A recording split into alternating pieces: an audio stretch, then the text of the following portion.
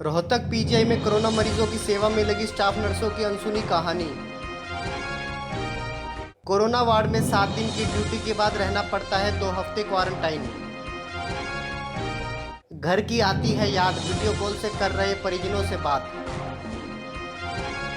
Corona महामारी से frontline में खड़े होकर लड़ रही स्टाफ नर्सों की अनसुनी कहानी जानकर आप भी हैरान रह जाएंगे। जहां हम सभी अपने परिवार के साथ हैं, वहां कोरोना मरीजों की सेवा में लगी नर्स अपने घर व परिजनों से दूर रह रही हैं। 7 दिन की ड्यूटी के बाद उन्हें 2 हफ्ते तक क्वारंटाइन किया जाता है। कोविड वार्ड में कार्यरत जींद निवासी स्टाफ नर्स उषा से जब बात की गई तो वो भावुक हो गई। नम आंखों से उषा ने बताया कि बच्चों की बहुत याद आती है, लेकिन फ़र्ज़ है तो ये भी निभाना ही है। एक्चुअली ना बच्चों से बात हर रोज़ होती है, लेकिन मेरे बच्चे छोटे हैं तो वो 2-4 दिन तो उन्होंने बात की, लेकिन वो अब बात नहीं करते क्या कारण है? क्योंकि वो रोती हैं। बहुत याद आती है अपने बच्चों की, लेकिन फ़र्ज़ तो ये भी निभाना है। तो ड्यूटी पहले मानते आप?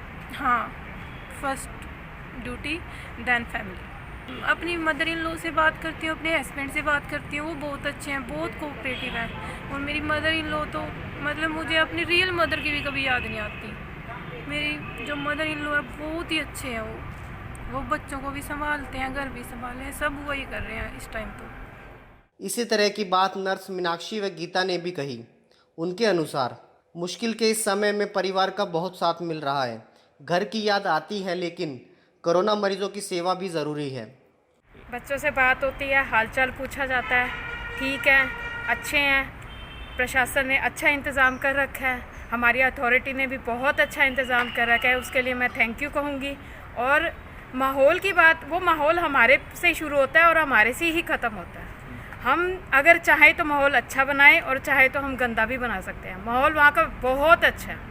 मैं कहती हूँ कि हर चीज़ अवेलेबल है, पीपीई किट से लेकर N95 मास्क से लेकर ओवर शूज़ तक, जो एक मतलब माइनर से जो थिंग है वो भी हर चीज़ अवेलेबल है और अच्छी अमाउंट में, सफिशिएंट अमाउंट में, कमी किसी चीज़ की भी नहीं है। हमें हर चीज़ अवेलेबल कराई जाती है। सबसे पहले स्टार्टिंग में कोविड-19 में ड्यूटी लगने से पहले हमारा ओरिएंटेशन प्रोग्राम्स हुए थे।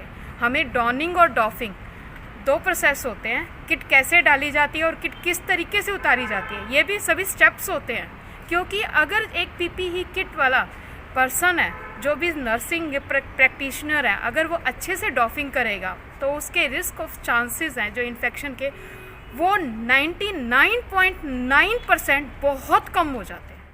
और जब से कोरोना का चला है, हमारी ड्यूटी परमानेंट पीजीआई में कोविड-19 में लगी हुई है, कोरोना पेशेंट की सेवा के लिए। मेरी ड्यूटी 26 वार्ड में है और जैसे हमारी रूटीन के हिसाब से 1 वीक की ड्यूटियाँ लगती हैं। मैंने 7 दिन नाइट ड्यूटी की है और नाइट ड्यूटी करने के बाद 14 दिन का क्वारंटाइन हमें मिला हुआ है। हमें यहीं रहना पड़ता है, घर जाने का मौका नहीं मिलता, फ़ोन पे ही बच्चों से बात करते हैं। तो मन तो करता होगा घर जाने के? हाँ, बिल्कुल मन करता है, पर करें क्या, बच्चों की सेफ्टी भी है और पेरेंट्स है घर पे, उनकी भी सेफ्टी है, परिवार को भी बचाना। इससे खुद हम सेफ रहेंगे तभी हम बच्चों को बचा पाएंगे। सबसे पहले अपनी विल पावर मजबूत होनी चाहिए और हमें पता होना चाहिए कैसे हमें डॉनिंग करनी, कैसे हमें डॉफिंग करनी है। पेशेंट को जैसे हैंडल करते हैं उससे पहले हमें क्या क्या सावधानियाँ बरतनी पड़ती हैं। डॉनिंग करते हैं, जैसे पेशेंट से डायरेक्ट कांटेक्ट में रहते हैं, किन बातों का हमें ध्यान रखना। हमारे प्रशासन ने, हमारी madam, specially madam nursing superintendent है ईसवंती मलिक मैडम ने हमें सभी कुछ पहले ही इससे अवगत करा दिया था और फिर हम सावधानियाँ बरतते गए और अपना काम करते रहे।